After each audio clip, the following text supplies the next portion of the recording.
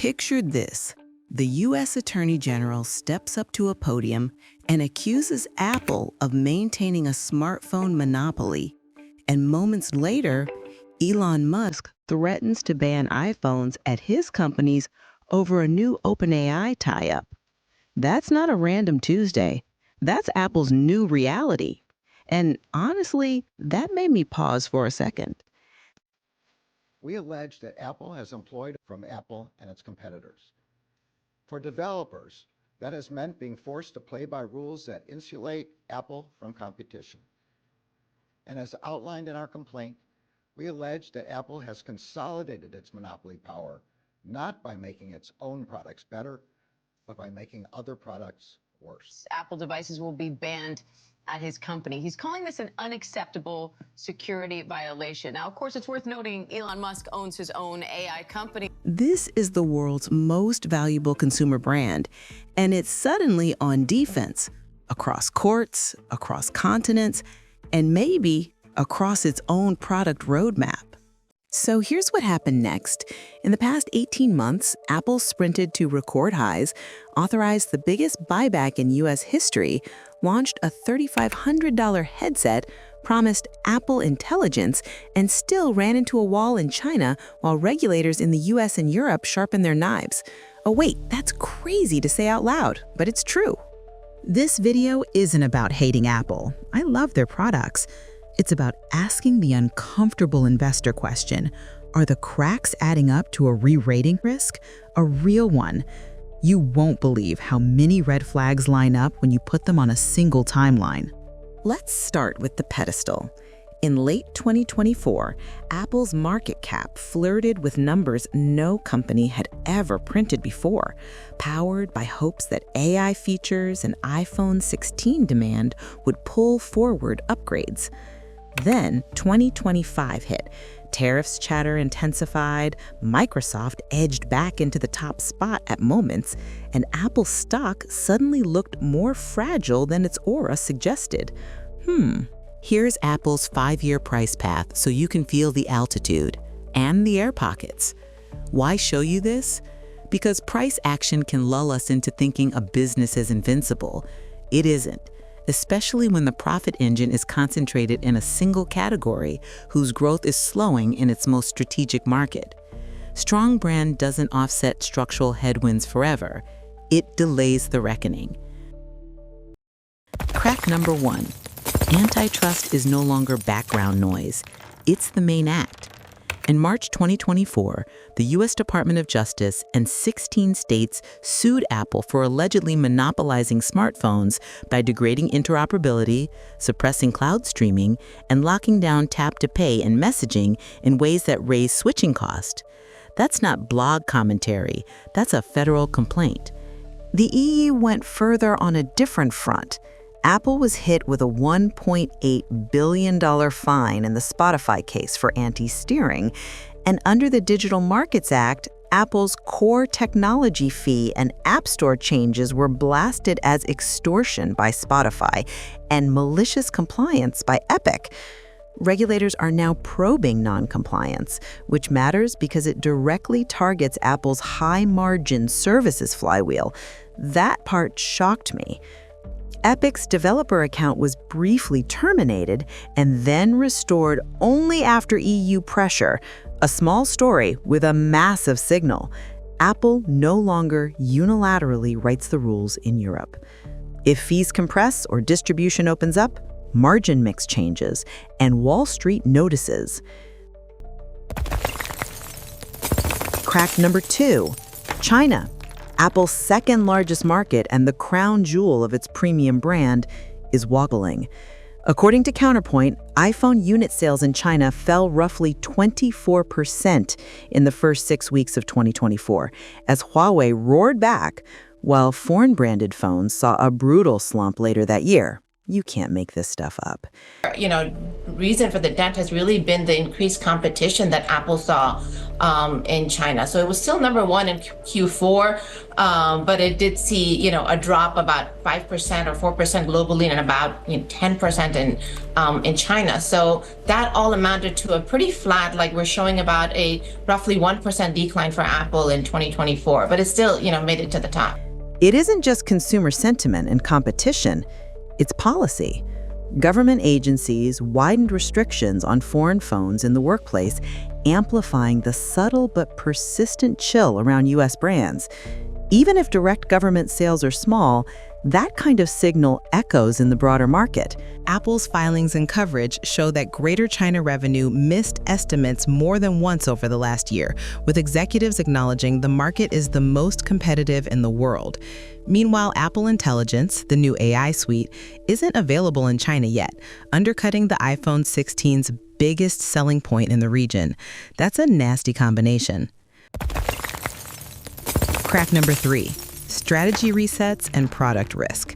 After a decade, Apple canceled its car project and redeployed talent to AI, a sensible pivot. But it also quietly admits that one of the few multi-hundred billion-dollar optionalities is off the table for now. That's billions of potential revenue that vanished overnight. Apple this morning officially canceled work on a self-driving electric car. Jeff Williams, the company's chief operating officer, and Kevin Lynch, the company's vice president of technology, who was foremost in charge of the car project, announced to the team, it's about 2,000 people, that the project, called Titan internally, is winding down. There will be layoffs of some hardware people. Hardware people will have the opportunity to apply to other teams. Other people working on the project are being shifted to Apple's AI and machine learning division to work on generative AI products. Then there's Vision Pro. Some early adopters loved it, but sales forecasts turned down sharply. Inventory expectations were cut, and analysts now expect well under 500K units in 2024. Returns chatter ranged from average to above average, and the use cases still feel thin for most people. Now this is where things get weird. Apple may need a cheaper version to kickstart demand, which probably means lower margins unless content explodes.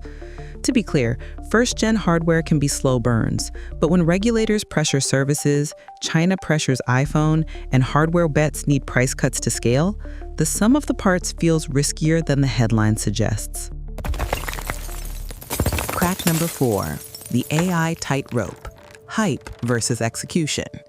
Apple announced Apple Intelligence with a controversial OpenAI integration, ChatGPT inside Siri and system writing tools, with privacy controls and opt-ins. Musk called it an unacceptable security violation and threatened to ban iPhones at his companies. A dramatic reaction, sure, but one that instantly reframed Apple's AI narrative from catch-up to trust me. That's not the headline you want. Apple devices will be banned at his company. He's calling this an unacceptable security violation. Now, of course, it's worth noting Elon Musk owns his own AI company, but are his concerns valid here? Is this a security risk for Apple users? The twist? Apple's on-device approach is smart, but its star AI features aren't fully live everywhere, and not in China, which blunts the upgrade cycle where it's needed most. Investors betting on an AI supercycle have to discount the regions where AI is delayed or limited. That's just math. Meanwhile, financial engineering is doing heavy lifting. The $110 billion buyback, the largest ever, boosted EPS optics and supported the stock even as iPhone sales slipped at points and China sagged. Buybacks aren't evil, but they can temporarily mask growth problems better than they fix them. If cash has to shift from repurchases to CapEx, content, or incentives, that valuation can look vulnerable. Here's why a re-rating is on the table. If regulators compress App Store take rates in the EU and potentially beyond, if China keeps sliding amid Huawei's comeback, if Vision Pro needs a price cut to scale, and if Apple's AI rollout takes longer to ignite real device ASPs, then the quality premium multiple can compress fast. Investors pay up for certainty. Remove the certainty, and the multiple can fall even if revenue doesn't crash. One more thing. Global tariffs and supply chain shifts bring new costs and execution risk. Apple and key partners are racing to diversify production into India and elsewhere, but CapEx, learning curves, and tariff whiplash complicate margins and launch timing, especially if policy stays volatile. That's not business as usual. Here's the drawdown picture since 2020, because tails matter when multiples are rich. Okay, so what breaks the bull case? Let's be fair. Apple could still thread this, stabilize China with promotions and local partnerships, land a content unlock for Vision Pro 2, and roll Apple Intelligence fast enough globally to drive device upgrades while services keep compounding. If the DOJ case drags for years and EU remedies settle into manageable fees, maybe margin mix bends but doesn't break. That's the best case glide path. But if we get the other version, tougher DMA enforcement that cuts into services, more government sector iPhone restrictions in China, Huawei staying hot at the high end, and Vision Pro stuck in early adopter land, and US tariff policy that raises BOM costs or adds friction, then Apple's PE has room to fall even in a soft landing. That's the scenario no one wants to model, and the one you can't ignore. So where do I land? Apple isn't a bad company. It's a perfection company, now facing non-perfection realities, regulation, geopolitics, and product fit. For a decade, we priced the brand as if gravity didn't apply. Gravity's back. And honestly, that part made me pause again. If you're a long-term investor, ask the two hard questions. Are services as bulletproof as they look under the DMA? And can AI-powered iPhones offset a tougher China without China's AI? If you can't answer yes to both, you might want to rethink what multiple you're comfortable paying.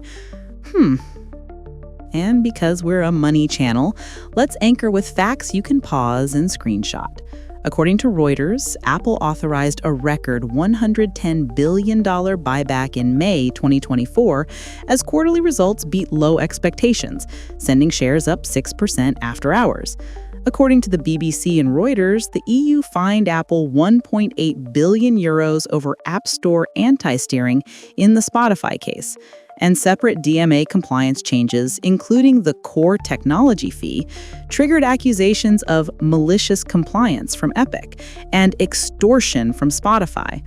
Bloomberg and NPR report Apple canceled its decade-long car effort, while multiple trackers and analyst notes suggest Vision Pro sales won't cross 500K units in 2024 without a cheaper model. And IDC and Counterpoint detailed China iPhone declines amid Huawei's resurgence, with Apple executives acknowledging the market's intense competitiveness. That's the headwind map. Final takeaway? I'm not saying Apple collapses. I'm saying the path to justifying a premium multiple is now uphill.